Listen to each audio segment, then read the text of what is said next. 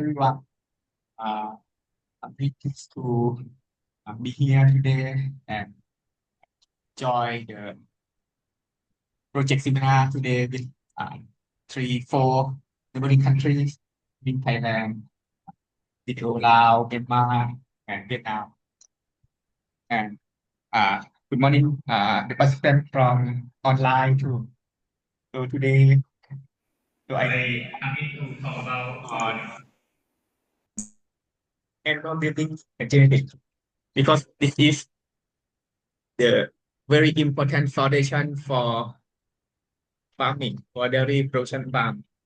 So first of all, I would like to know uh, how many of you have background in animal breeding?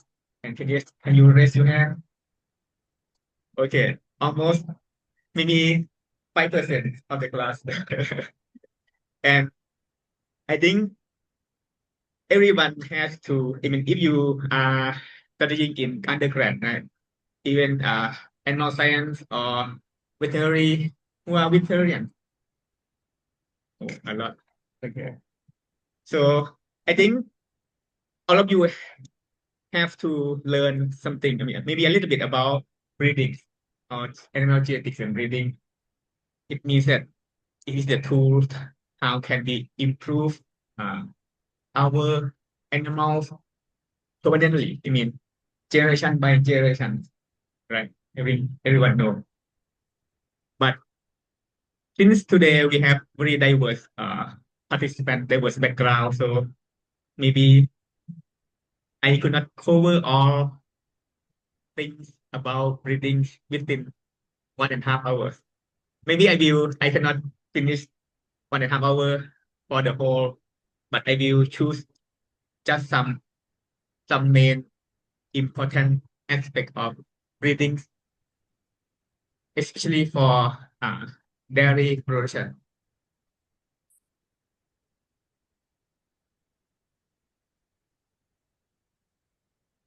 So what we will cover today? So I will start by talking about the importance of breed and breeding and the biological models that tell how genes translate into the observation or how we see phenotypes of the animal, and then go to the breeding programs. How can we systematically uh, run the breeding program to improve dairy production? And I will go not actually my presentation will have a lot of slides for the genetic evaluations, meaning how to calculate breeding value, breeding value, right? EBV, something like that. But probably I cannot uh, talk very deep because maybe it even we learn in the university, we have to take years to understand. So we just go very superficial. It's not go to deep detail. And the last topic will go through how can we assess the uh, improvements of genetics. We call the response to selection. Okay. So so what the main factors that contribute to genetic improvement or improvement of dairy production? I think everyone knows we we need good nutrition, good feeding, right? We have to give a good care to the cattle, good management, uh, good health, no disease, vaccination, also environment. Oh, sorry, online, right? Oh, okay, I have to share. Sorry. Okay,โอเคขอโทษนะครับไม่ทราบออนไลน์เห็นไหมครับ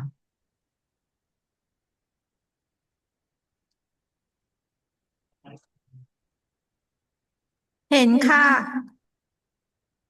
โอเคขอบคุณครับ So all of these factors, we think that we know that there is it is crucial, right, for genetics or for dairy productions. But one missing piece of information that missing here, who knows? Genetics, right? Genetics and breed or genetics it, define the same thing. So genetics is important because what? Because if we can improve genetics of the cows, so that good genetics can be passed on to their children, their progeny, right, to the next generation. So it is important and it is permanent improvement of the dairy farming.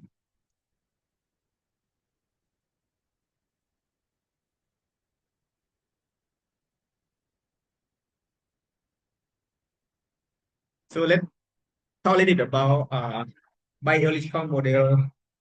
So if we measure milk production, milk yield of a cow, so we can measure like a 10 kilogram per day or 15 or 20 kilogram per day. So we call phenotype, right? Phenotype is what we can observe, like a milk yield, uh, milk component, fat percentage, or even the appearance, like a color, coat color or horn, or the height of the animal. This we call phenotype. So in order uh, to get the phenotype, so what uh, determine the phenotype of the animal? Yeah, you see the genetic factor. It is the starting point. So genes in genes which usually we look at the DNA that will instruct how the codon, how the code translate into the protein. So from DNA, DNA is transcribed to RNA, right? And RNA is translated to protein, then into metabolized. Then it can be function. Animal can be functions well or not well because of the genes. So this is called genetic factor. Another factor that can influence the phenotype, so we call non-genetic factor, or everything besides the genetics. So in this case, I will call environment, management practice, nutrition, feeding, disease, everything. Yeah, I call non-genetic factor. So as I mentioned earlier, only the genetic part can be transmitted into to the next generation. So we focus on genetics. But for environment, even we have bad bad genetic cow, but if we give them very good nutrition, good feeding, give a good care of them, probably she can give very high milk, right? But how about her daughter? Maybe her daughter will not cannot get very good production because her genetics, because environment factor cannot pass on to the next generation. Okay, let's so next breeding program. So why we need to know about breeding program? So because we have to in breeding, we need to look at the big picture. So for example, in Thailand, so we develop our breeding program for dairy cattle. I think I don't know, maybe 40 years ago. So we want high milk yield. Yeah, this is one of the first objective, and then the animal has to be uh, can be raised in our climate, like a hot and humid. So we need to have the animal that can be survive in our environment and produce maybe enough milk, maybe not very high, maybe proper milk level. So this called breeding goal or breeding objective. it means that where we want to go. So we want milk or we want high fat. Yeah, some country they need just maybe fat, like Australia, New Zealand. They don't mind about milk yield. They matter is for just fat percentage or total solid, something like that. And when we set our how we can get there, we have to plan, right? We have to plan. We have to make a building plan. So building plan, how to get there. Actually, the building plans comprise several components, like mainly selection and mating. What is selection system? So selection system is mean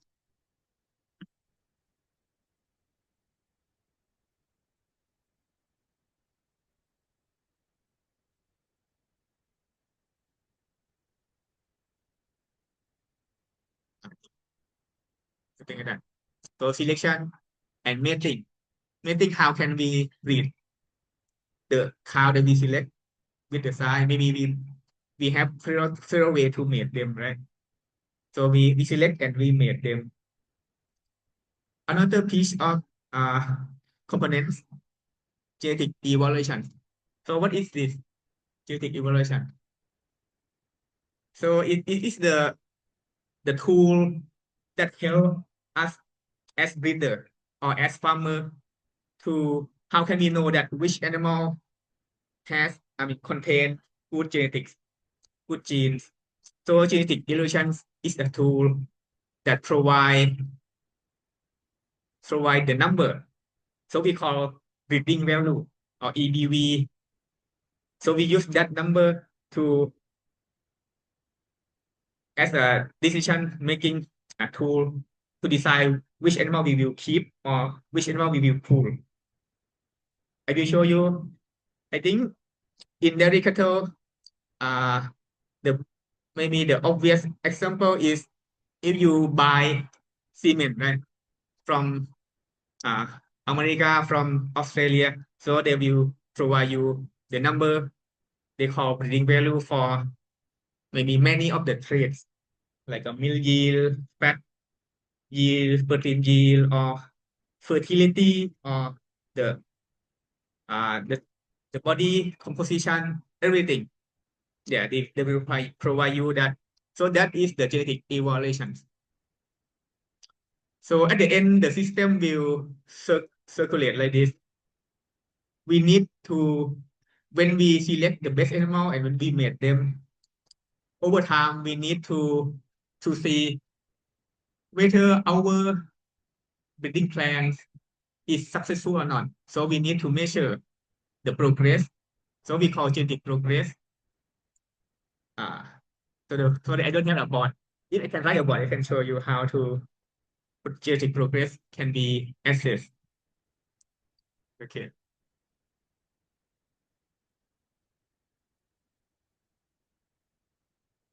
It is fast or it's okay.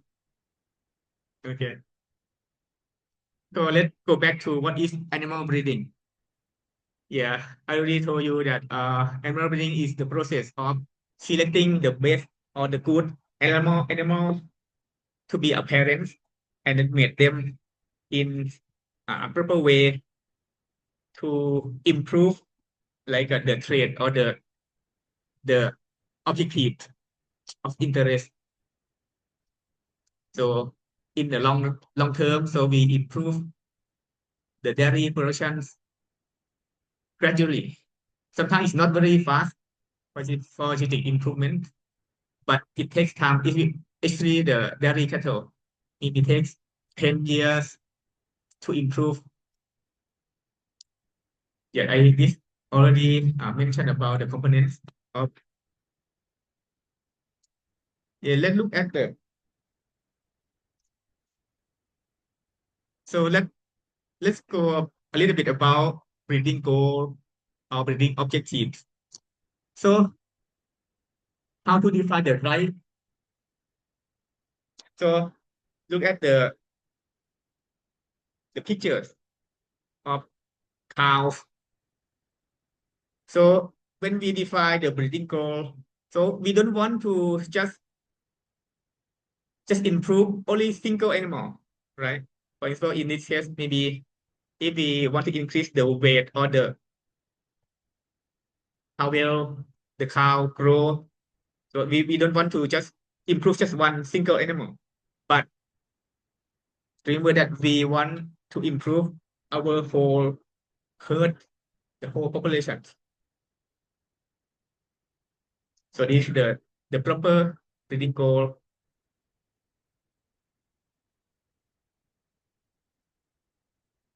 Let's take a look at the practical example. So in this case, maybe it's not a real example because in this case I pick the trait, I mean the character of interest, like the height of the cow. For example, for the current populations, yeah, we have cows in the herd, and we want to improve their height. So we select. How can we select? We have to select cow that has good genes or good genetics for the height, right? And choose them to be a parent, and then we made them. And for the next generation, so we can see that okay, the average of the new generation offerings. So from the parent generations of 150 centimeters, then we improve about 2 centimeters, right? So the next generation height is about 152. So we gain 2 centimeters. So this is the progress of genetics. So we call genetic progress or genetic gains of 2 centimeters. Something like that. We need to measure the whole herd, not only single animal. Because you see some animal still tall, are still, let's say, short, some high, some tall, some short, but on average, they are improved.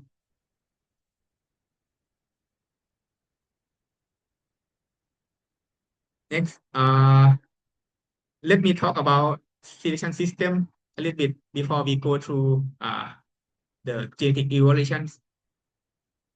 So I already mentioned about selection. So this is the process of the process in which the certain animal in our herd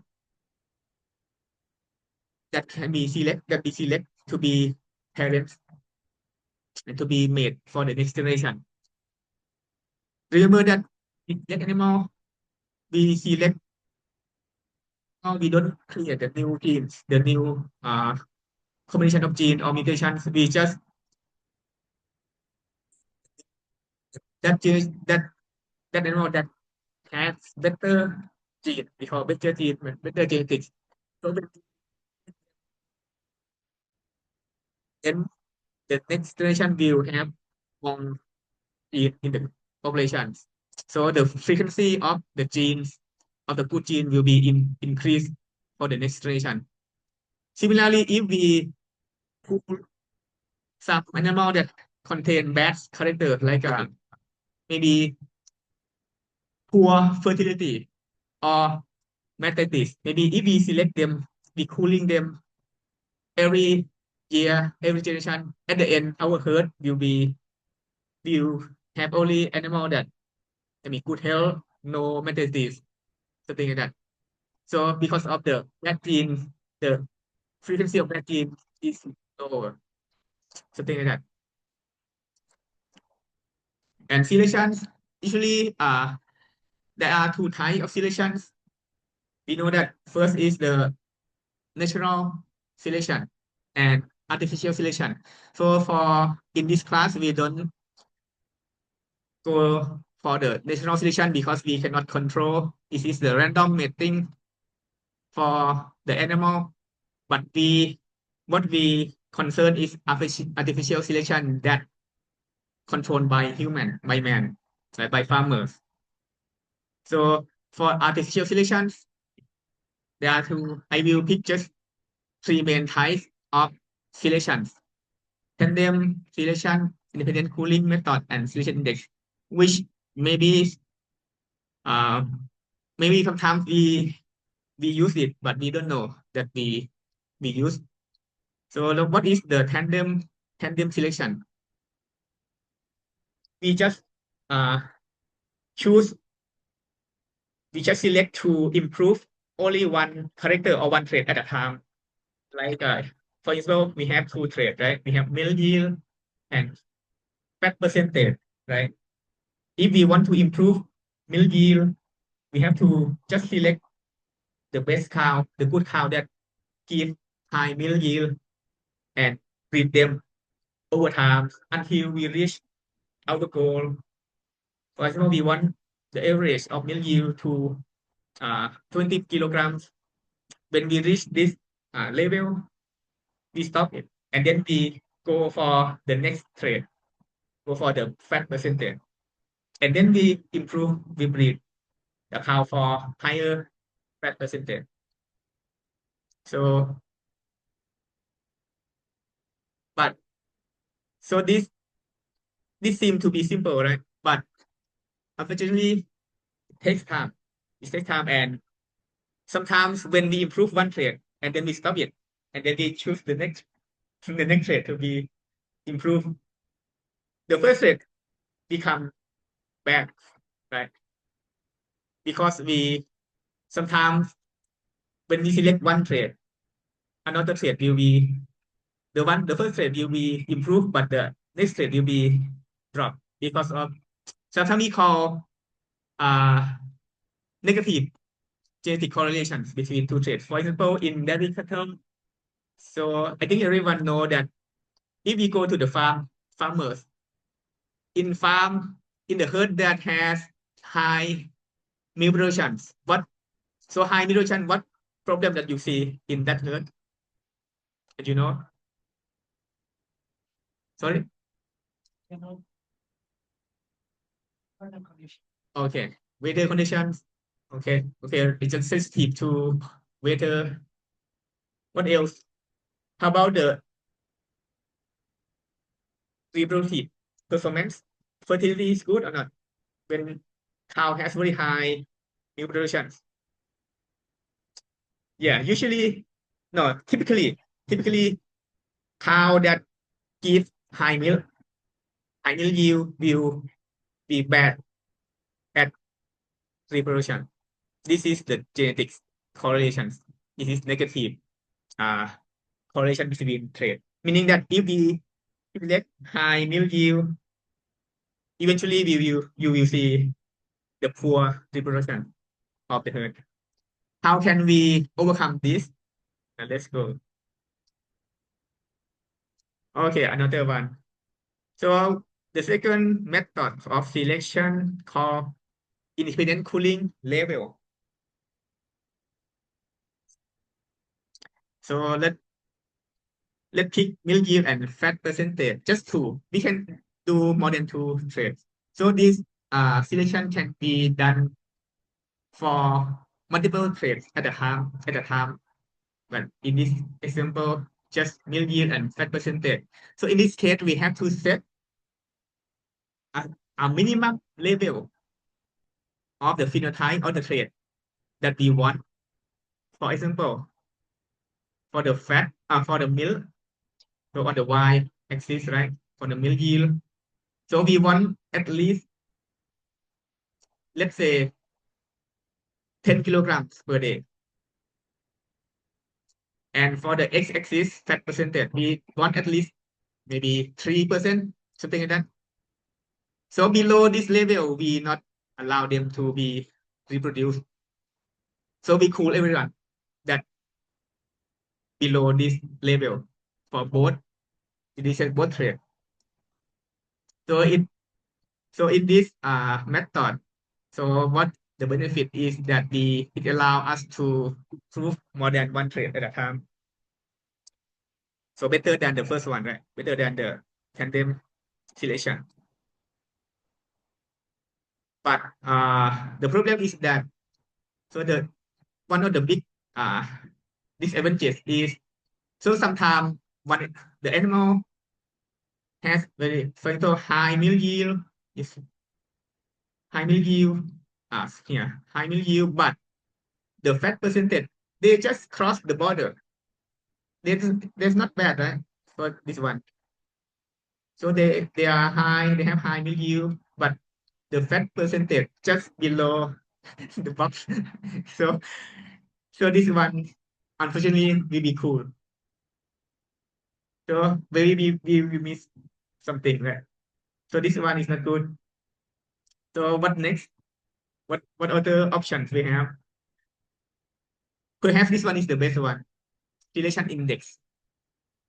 Here is what selection index is just the single number. So we just create one single number or score that contains many traits as we want. We want production, we want fertility, we want health. We can put them into one single score, weighting them by maybe the economic value. So, but this one is complicated to create, to get the right selection index. It depends on the populations. Maybe for example, in the US, for dairy cattle, they still let's see. So in Europe and US, the selection index, they put the importance of each trait differently. So before maybe 20 or 30 years ago, they maybe most emphasis in milk yield. But now today they reduce the focus on milk yield and then put maybe fat content because they sell what cheese or butter. So they need the total solid more. And then nowadays they put more like we call longevity traits or progressive trait, functional trait. Even nowadays they have like a feed efficiency, they have the methane emission, everything, many things, more than 30 traits in the selection index. And every country has their own selection index, depending on their breeding goal. Yeah. With this index, so we can improve many traits at the same time. But that I say that it's not easy to get the right selection index. Okay.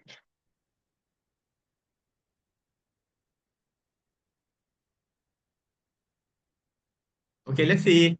So what is the result of the selections? So over generations. So in this here I show the distribution, like the curve of the phenotype. For example, this is the milk yield. So over time, if we cool the bad cow, we keep only the good cow and then we breed them. Over generations, you see the curve, I mean the graph will shift to the right, meaning that better milk yield, or you see the chip average, the average of the milk yields has shifted to the right, meaning more positive. So this is we call response to selections. So we get better genetics over time.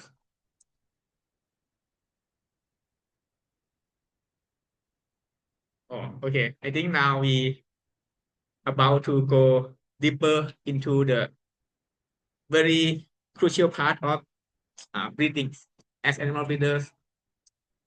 But I will just maybe give you a basic background. Maybe everyone of you already know, but it's better to mention again. So we know that the phenotype or what we observe, right, depends on just two main components, G plus E, right? Genotype or genes plus E, what? Environment. So G plus E equal phenotype. And sometimes I don't know that. So before we cannot select animal by its genetics, we select just we can see, right? We just select we just measure milk production and we just choose the cow that give high milk based on phenotype. So before we do that, but what the consequence is that the improvement is very slow, right? That's why we need to focus on selecting animal based on genotype or based on the gene. Let's see that. So if we have imagine that if we have 3 cows, cow 1, cow 2, cow 3, like this, and perhaps this one is the kilogram of milk per day, right? That we measure every day.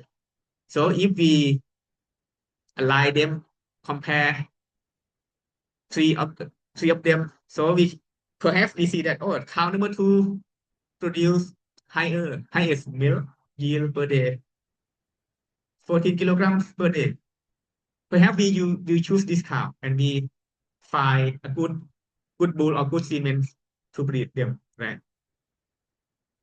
But we don't know that is she good genetically or just get the good food, good management. เวลาเขา Okay เพิ่มความเป็นเสร็จ Okay, who pick cow to? Raise your hand. Maybe you are correct. Okay. Okay, you're from Vietnam? Okay. Okay, cow to perhaps cow to she has good genetics. Who knows? Let's see. Okay. If we decompose the phenotype, I mean the measurement, the observation into the component, remember that we have P equals G plus E, right? So we can decompose phenotype into 2 components, genetics and environment. So cow number 1, even though she has lowest level of milk production, just 6 kilograms, but her hidden genetics very interesting, plus 16. Just number, number is not doesn't matter, just number. But so you pick cow too. Okay, you are lucky. Okay, it's not bad. Okay, she has plus 5 kilograms of milk for genetics effect. We call effect. But the bad cow, the worst cow is cow number 3. Yeah? So her genetic is the worst, right? So in this case, if we are able to each animal contain the good genetics or good genotypes, then we can surely making the genetic progress in our herd. So then I will show how we can select this cow by genetics. And the one word becomes here, appearing here, BV. BV meaning that breeding value. Value just the words that represents how the animals how to say represent the genetic potentials of animal for a specific trait of interest. So in this case, we interest in milk yield. So breeding value is mean genetic potential of the cow for breeding for milk yield.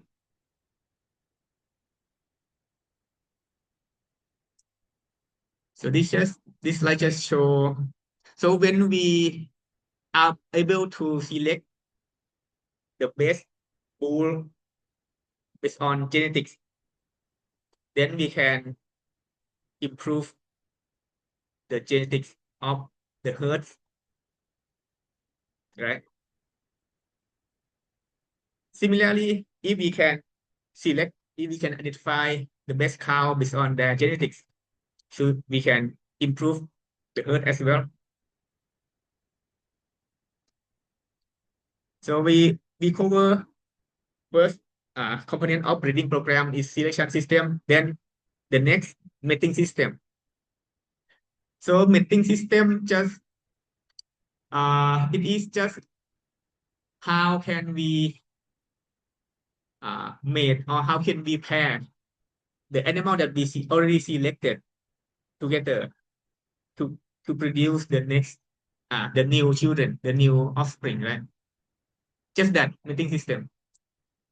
So the for what why we want to learn about mating system? So sometimes we want to maintain the original breed or original characters, maybe like a native breed. So we made we decide to just make them within their population, their families. We don't allow other breed to mix up with. So we just want to keep the pure breed, something like that, to get the uniform similarity between the animals. Or sometimes we want to create the new animals, the fancy animal, maybe very high meal yield, something like that, very heat tolerance. Maybe we need to create a new species or new animal. So we need to bring different genetics. It's already pure breed. Okay, I already cover. Or in dairy cattle, I think it's still common that some of many country we do upgrading the local breed, local cows in the country with the improved bull, improved genetics, especially from foreign country like Holstein or Holstein. So what do you call Holstein or Holstein? So USA, Canada call Holstein, but Europe call Holstein. Also we call Holstein. Yeah, like Thailand, we bring the improved uh, cement from mainly from US and Canada. Still, okay, Holstein, and then we bring them and breed with our local or even the maybe Sahiwal or something like that to just upgrade the blood level into the certain level that we want, something like that. And also mating system. Another one is sometimes we don't want the bad uh, consequence from mating, right? So we can avoid inbreeding, avoiding mating the closely related animal, avoid mating between siblings, progeny, and parents, something that we avoid them. This is called mating system as well. Or sometimes we just want to get the uh, better performance than the parents. So we use crossbreeding that create the hybrid vigor or heterosis. So the average of the progenies will be better than the average of their parents. So in this diagram, I will not cover everything, just showing that. So if we can classify mating system, we can just look at the non-random mating, right? We can do just into two main group, inbreeding and outbreeding. So inbreeding just breeding between closely related individuals, like within families, between relatives, and outbreeding. So we are focusing on outbreeding in the cattle. So for example, breeding up that I already mentioned, outcrossing, line crossing, crossbreeding. Yeah, everything is very a lot of detail. So I will not cover everything. So random mating and non-random mating, we already known. So we focus on non-random mating because we can control what we want to improve, like in derivative, milk production, fertility, longevity, disease resistance, or one of important thing in our region is heat tolerance. Yeah, So we want to get the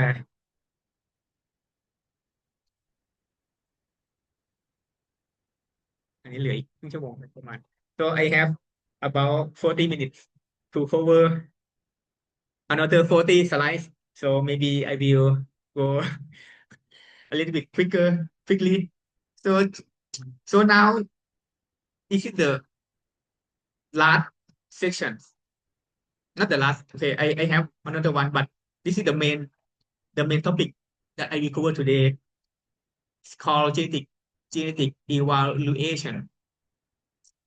So as I mentioned that it is a tool that we can use it to identify which animal contain better genes, better genetics. So this is the simple, starting with the simple equation. Phenotype equal genotype plus environment. But if we want to select the good genetics, genotype is not simple like that. So genotypes contain mainly three components: A plus B plus I, which A is additive effect, B dominance, and I epistasis. So it's very complicated, but since we only focus on, we want breeding value, we want the number that called breeding value to be used to choose animal. So breeding value come from the A part. So A part is just the number that can up and can be only one part that can be passed on to the next generation. So D and I cannot be passed to the next generation. So we're not interested in. We just try to get this number breeding value from A.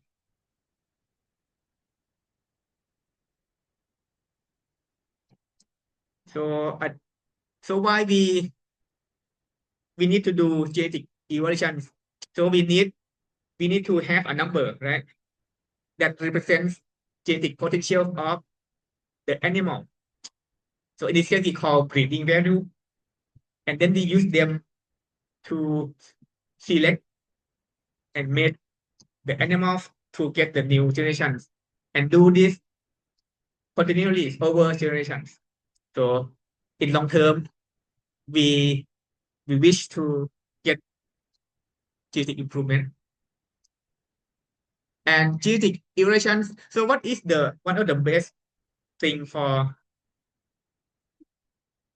breeding value?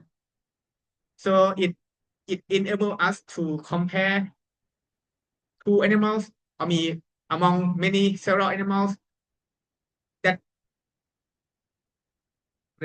region, different farms, different management, different feeding. Why? Because genetic evaluations, it, how to say, in the model, the statistical model analysis, it remove the factors that affecting the phenotypes rather than genotype. So it will keep only genotype part and removing all other factors, meaning that if we get the breeding value for two animals, even they come from different farms, different regions, so we assume that their its environment are the same.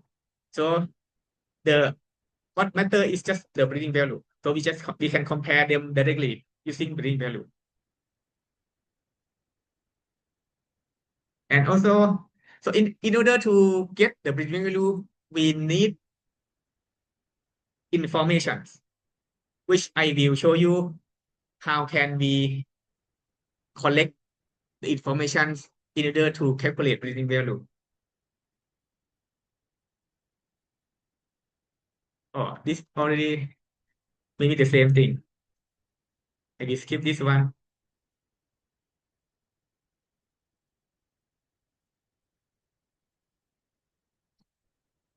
Okay.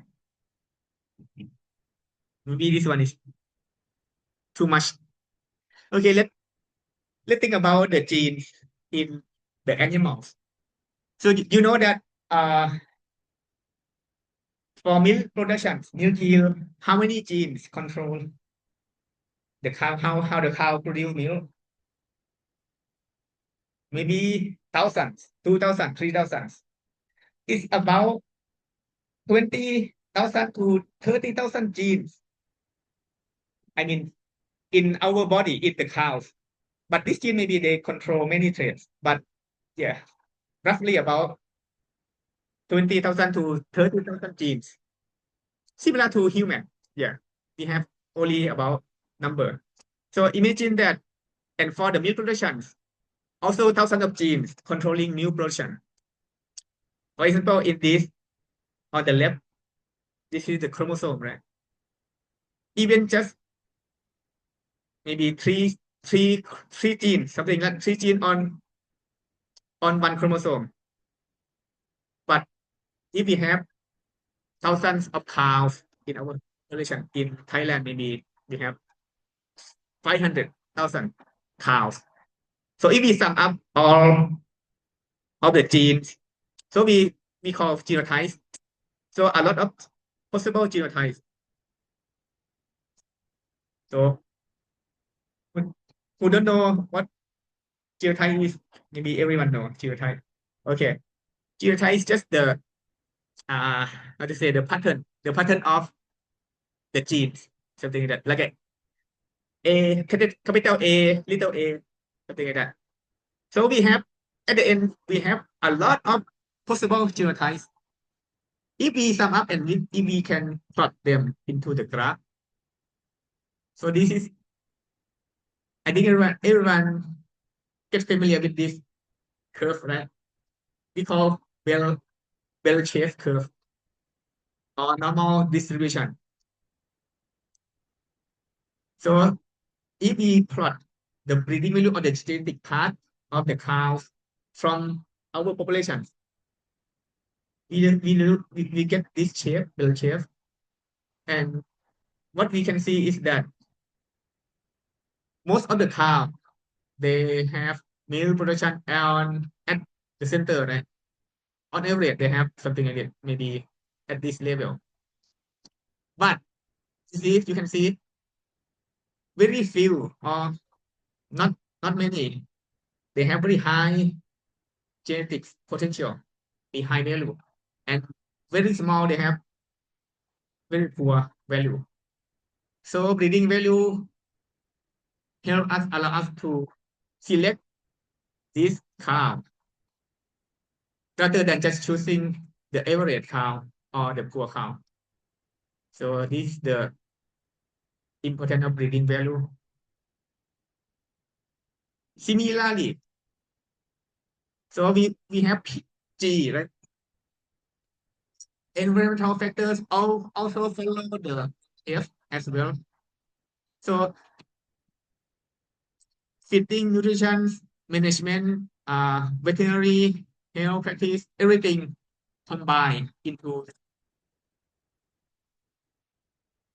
and its effects also follow normal distribution, meaning that in only few can receive bad environment, but but most of them receive maybe the same on average environment effect, something like that.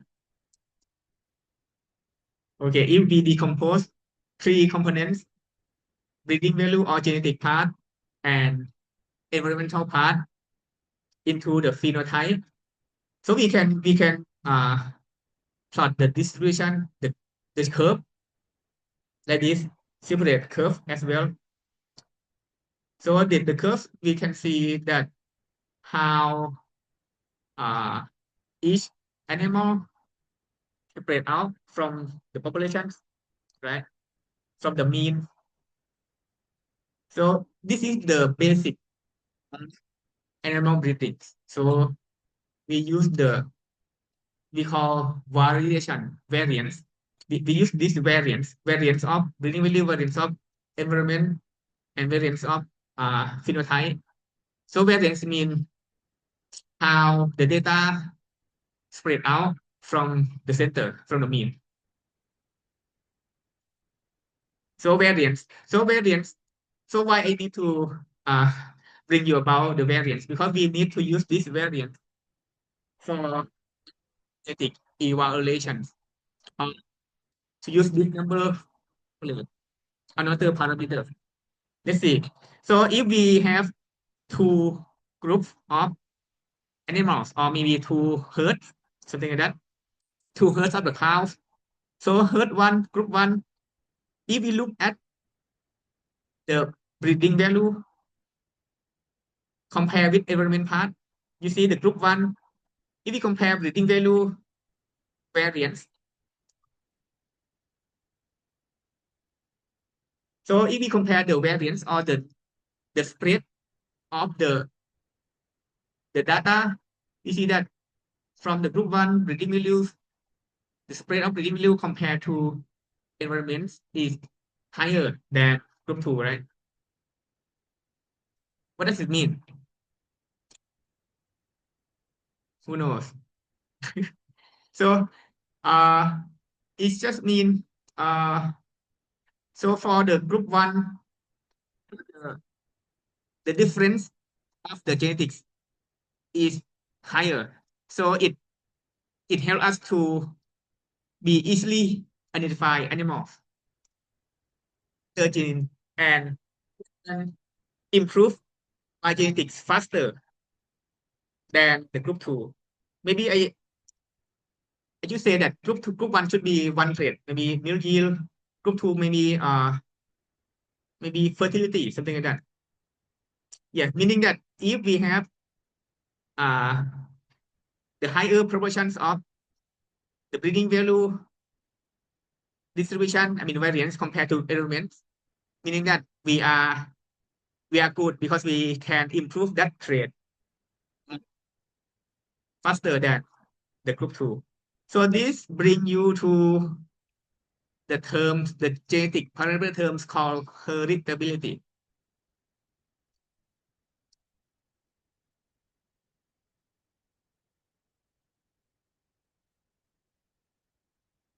So this is very important parameters for animal breeding. So heritability is just the proportions of the differences in phenotype that is due to genetics difference. So it's just the proportion. See, heritability or H2 is the breeding value variance divided by total divided by phenotypic variance. And it ranges from 0 to 1. If a trait with, for example, milk yield has heritability about 0.4, 0.40 milk yield, or maybe fat yield, something like that. So this is the good enough. Yeah, I mean about moderate heritability. So, but if the trait has very high heritability, like close to 1, I don't know what, maybe height, human height has heritability about 0.0, 0.7 to 0.8. You see that if you see a tall man married with maybe overly short lady, her their children always high, right? Something like that. In dairy cattle, yeah. So dairy milk production, milk yield about 0.4, and maybe fertility is probably 0.1. So what matter? So the heritability close to 0. What does it mean? Cannot improve? Interesting. Who knows? Guessing. So I never see 0. Maybe so close to 0 doesn't mean cannot be improved, but just slowly improve. We can improve we always improve if we can select based on genetics, but it's slow. Yeah. This, so, okay, maybe you know this, you see the slide before, because this is the best, I mean, the most mistake about uh, heritability. So people think that, for example, low heritable traits cannot be, meaning that cannot improve genetically. It doesn't mean like that. If they have genetic variants, we can always improve. Sometimes they have, it has low heritability because just because of they have the very big variation in environment, right? Doesn't mean that we cannot improve. And another mistake that very common is that some people say that heritability of 0.4 means 40% of the phenotype, the milk yield of the animal, of a, a particular animal is determined by genes. This is not true because we don't look at only single animal, we look at the whole population. So hereditary is the parameter of the populations, not the single animal. Okay.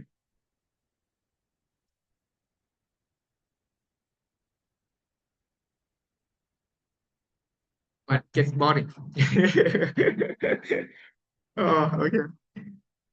Even it's hard to explain about genetics. Okay, maybe this is the main part that I want to cover. So the step to run genetic evaluations. So first, we know that we have to set our goals, the goals of the digital objective. We want cow that can produce high milk. We want a cow that can be heat tolerant, something like that. And then what else? We need to collect information. We cannot get the milk from scratch. Like we cannot tell which animal has better genetics if we don't have information, if we don't have the record. So the only two main information that we need to collect. First is what? If we want to identify the genetics of the cows, what we want to collect, we have to collect. When you go to the farm, when you go to do AI, what we have to record?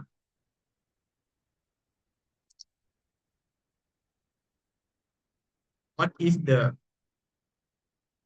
semen ID? We have to know the cow ID, right? The how to say number, cow name, or yeah, ID of the cow. We need to know the semen ID. Okay, we have to record. And then when the cow get pregnant, when they calf, we need to register their calf. We have to register ID. So we record the what family information, pedigree. Yeah, pedigree. So this is one of most crucial mission for animal breeding. Without this thing, we cannot do anything. Yeah. Without pedigree information, we cannot select. I will tell you why. And another piece of information is the record, the performance record. This is based on what you want to go, where you want to go. You want to get high milk yield. What you have to record. You have to record milk yield per day. Okay. Maybe you cannot go practically we send our officer to the farm every month and collect milk production data every month. It called testing record, or sometimes we call test day record, meaning that we go and collect and then collect the milk yield, we weigh the milk yield, we collect the sample, bring to the lab, we test for fat percentage, milk, protein, everything that we can test. And then we record, keep recording. And we collect over time. We don't do just one time. We need more information.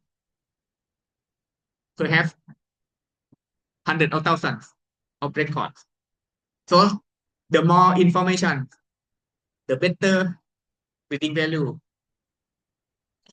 can be estimated and more reliable, more accuracy. So we need two pieces of information, pedigree information and performance information.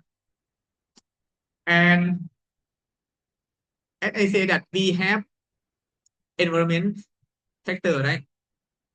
We call non-genetic factor. So this one we need to remove in our statistical model so that we need to have this information. For example, what year the cow born, or when the when when the cow calf. So we have to record calving date, and then we can translate into calving season, calving year, or we have what the age of a cow at which she give the new offering, what the parity of her, something like that. What the herd, we have the herd ID, herd name, what the lactation state, early, mid lactation, late lactation, or parities. Everything is important because if we don't have this information, maybe we cannot get the good breeding value because we have to remove this difference due to environment factor. And then we adjust the model, which I will not go to step, but just give you the idea that we have to do something like this. Okay, this one maybe already off. Okay, but let's go. Okay, so for the data that we have to collect, so I already mentioned that actually there are two main sources of information. First is pedigree. Yeah, pedigree data, meaning that you will have the tree, right? If you write 73, but in practice we don't write that, we just record and then we process data. So we need pedigree data, and the other source of information is performance data. So for performance data, it can be from several sources, like animal owns performance, like it owns milk production, yeah, something like that. Or we can use the progeny data. For example, progeny data is mean that so when we breed any offspring, and then the offspring grow until she give milk, then we can collect the milk from the progeny, bring to the system. Also, the performance record from relative, from families, siblings, everything can be used for calculating breeding value.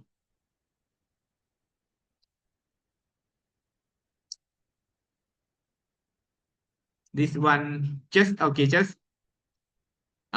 repeating what I say. So what breeding value? So usually we use the method called BLUP. Don't Doesn't matter that you don't want to know. It's just the gold standard for animal breeding. They use BLUP, base linear unbiased.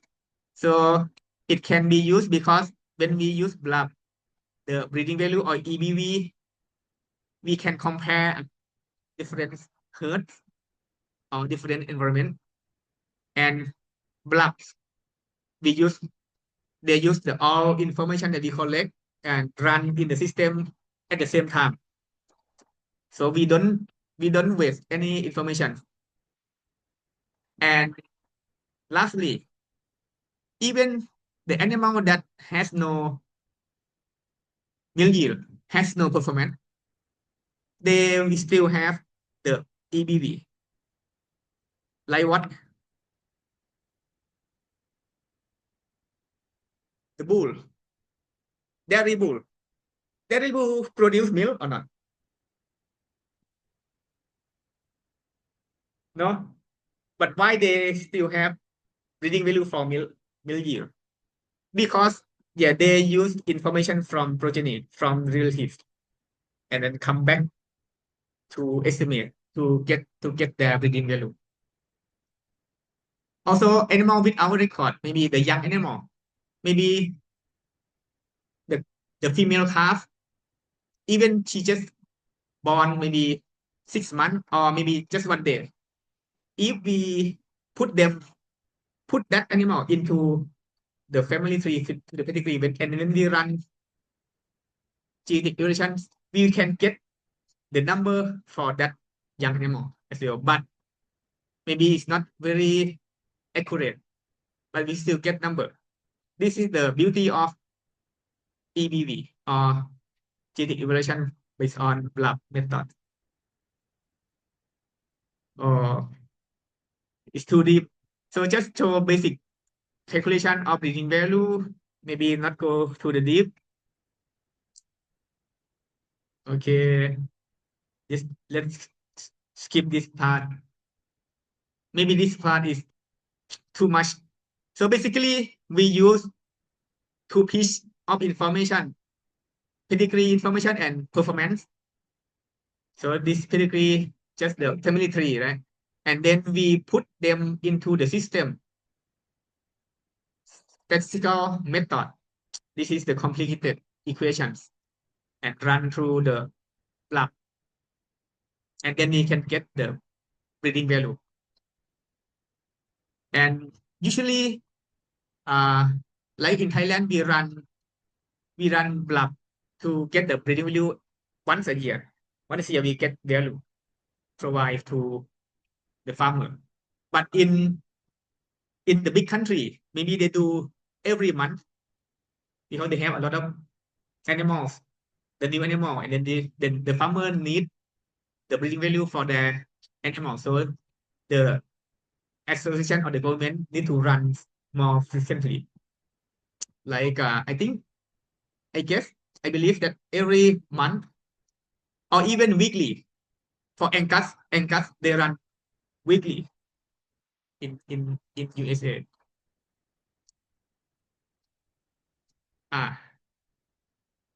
Maybe just give you how to use breeding value. How to calculate. Imagine that breeding value is just okay. Maybe this one. This is the really simple equation to calculate breeding value (EBV). It is just the difference between performance and average, population average or herd average, adjusted by and then adjusted by B. In this case, mean heritability. Just weight by heritability. So basically, just the difference between animal performance with the herd average. So in this case, let's see for this the bull one. Bull number one, if we want to calculate breeding value, this is the simple case, but in the real world, we will not do like this. We put in the computer and then we run. So for example, in dairy cattle, so if this bull, so usually we collect semen, right? First semen, and then we distribute to many farms to mate with many cows. And then when the cow get pregnant and calf with the female, we have to wait the female progeny to be maybe at puberty, maybe 1 year or 1.5 years, and mate and get pregnant again. And then their progeny has to be produce milk. And then we collect the milk from, the offspring, the progeny of this animal, of the bull number one.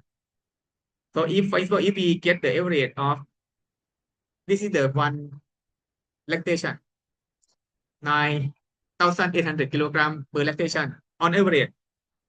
Compare with, so suppose that in this population we have many sows, many bulls. So if we collect all of information for the milk yield, on average we have 900 or 9,500 kilograms. So the difference between the progeny of animal one compared to the population is what? 300. 300. Oh, but why the value is 600? Interesting. So because of the genetics of the bull, when they pass on during meiosis, right? Just half of the genes come to the progeny, to the gametes, to the sperms. And then when we get this number, we have to multiply by 2, get back the breeding value. Okay, maybe too deep. Let's go quickly. Okay. Okay, maybe this the last example. So if we have 3 bulls and we look at the number on maybe the sire catalog, right? Breeding value for milk production is plus 600. The cow, the bull number 2, breeding value of 0 kilogram. Bull number 3 minus 600 kilograms. In this case, I mean plus 600 kilogram compared to the average. It's not the absolute value, it's just the relative value. And the bull number 3 is just 600 kilogram below the average, the population average. So if we select, okay, if we select the best bull and then made them to the population, the cows in our herd, at the end, we see that, okay, the best bull always translate into the best progeny. I mean, the performance of the progeny. See, if we select 600 kilogram breeding value, we will get average of progeny about 9,800 compared to if we select the poor, very poor bull, on average, that progeny will get only 9,200 kilograms. And when we calculate breeding value, so the advantage, the best bull always show the advantage. I mean, improving the next generation. Yeah, this one too much. And you skip. This one the same. Oh, okay. Me too much. Let's go. Yeah, just show that. So we have family trees like this, right? We have 6 animals. And we have the bull number 1. So bull doesn't have milk yield on its own, but somehow we have maybe, okay, for example, this is milk yield, 10 kilogram, yeah, 60, 70, 60, but cow number 3 doesn't have record. But we still calculate breeding value for them because can get the genetic merit for them. In this case, okay, we have the heredity of 0.04, and then we put them into the system. We get we call the relationship matrix. Okay, and then we use the calculations. Yeah, it's complicated calculations using the block method. And then we get the solution, we get the number. So look at this. So we have 6 animals. So everyone will have breeding value EBV. Plus or minus doesn't matter. But everyone in the family tree, in the pedigree, will get EBV. Okay. Okay, just adding up about genetic evaluation. So we just focusing about the method of calculating breeding value using the pedigree information. We call the traditional breeding breeding or traditional genetic evaluations. So we use pedigree data, just wrap it up. We use pedigree, we use performance data to calculate breeding value. And using a plug. And breeding value, we can use them for a single trait, by them into the selection index if we want. And then later on, the technologies has been improved, the molecular. So people try to find the genes. They think that sometimes if we can find the big gene, the gene that have big effect on the trait, maybe we can use that genes and select only the genes and the markers, link marker. So we call QTL mapping or candidate genes, or we call marker assisted selection. But for this method, it's not widely successful because I mentioned that most of the traits, they are controlled by many genes. It's not only single gene, except some traits, some qualitative traits like a horn or no horn, or coat color, something that maybe they control only one single gene. Or in beef cattle, maybe marbling, maybe carcass trait, maybe that's controlled by a few genes. Maybe they can use this kind of method. So in general, for dairy cattle, we don't use this molecular breeding. But about 2009, 2010, so we developed a new method called genomics selection. In America, USA, they is the first country that use genomic selections in dairy cattle. Dairy cattle is the first livestock species that use genomic selection. So in 2009 or 2010, they firstly used in America because of the technologies improvement, advancement, and then the cost of having for the genetic markers lower. So they use the markers we call SNP, and they use the genomics information from this SNP to calculate the value, and we call them as GEBV. G stands for genomic estimate breeding value, GEBV. So I think nowadays most of the country they implement genomic selection or genomic evaluations in the country. So what difference between the old way, the traditional one that used only family information, we call pedigree lab, to estimate breeding value, but the new era of genomics, they use the SNP marker. If anyone doesn't know about SNP, just Google. It's just the genetic markers across the chromosome. Usually we use about 50,000 markers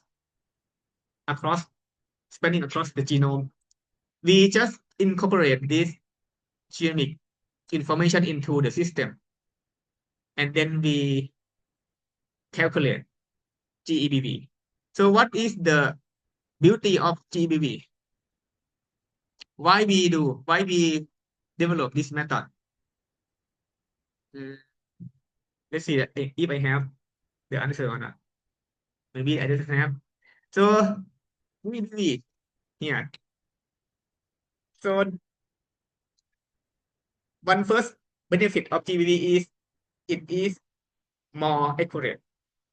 So if we use genetic information, genomic selection, we use markers, SNP marker. So the GEBV will be more accurate than EBV if we compare.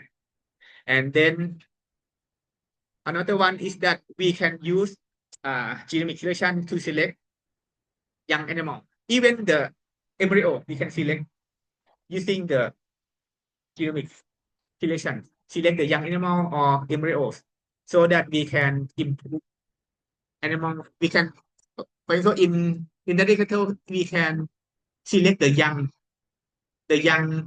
animal, maybe young bull, young calf, maybe the male. We just use DNA information, and then we can know that which animal we can keep it, which animal we can cool, so that we can reduce the cost to raise the animal that doesn't contain good genetics.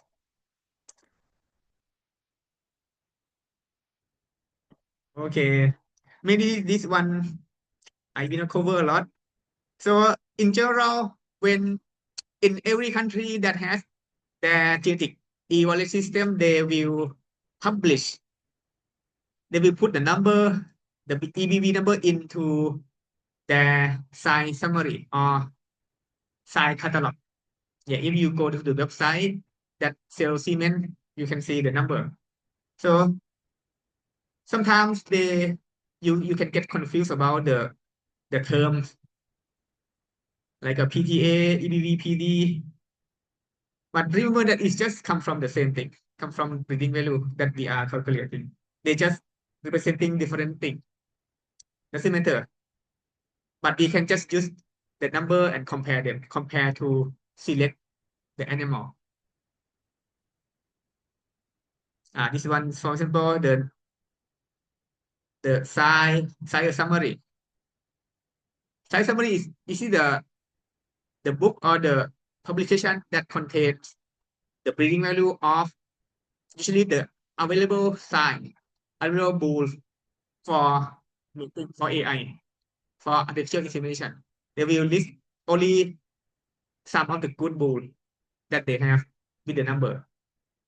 So in Thailand, we have two systems of genetic evaluation. We have one from the Department of Livestock Development, DLD, and another one from, I think, Department of Dairy Promotion, something like that, DPO. We still do separate things, but we do the same thing. Okay, doesn't matter. We can 5 minutes more. Okay. Lastly, so when now we know how can we select animals, right, based on their genetic potential. So if we continue to select and mate only the good genetics over time, how can we know that our system, our method is right or wrong? So we have to measure the response.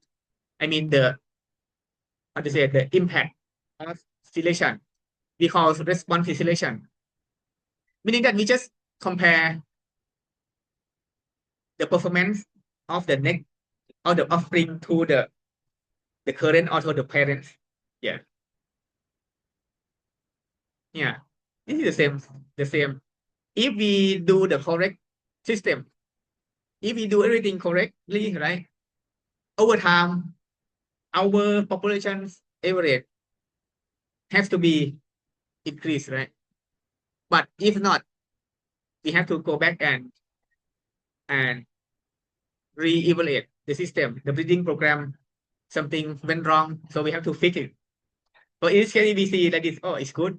But if we see sometime at the same year, same time, we see the drop of the performance, we have to go back and re-evaluate our breeding program. This is just the formula to be used. Delta G is mean this typically is called breeder's equation. Okay, just I will not go to detail, just show you the formula. Maybe it's too much. I will skip everything. And lastly, so only breeding values. How can we? You think if we have only breeding value, if we want to improve our cow in the whole country, maybe it takes 100 years if we just bring the bull to mate in the herd, right? So we need modern biotechnologies. So in this sense, I think everyone know AI. AI help to distribute the good genetics male bulls to many herds in very short time. Right? Another one is Moet. Moet is this is the like a embryo productions, right? Inside the animal. And IVF is meaning that just produce embryo in the lab. So in for these three, we can with these three we can fasten genetic progress from the good cow that we select. Maybe I will finish with this, and if any one of you have questions,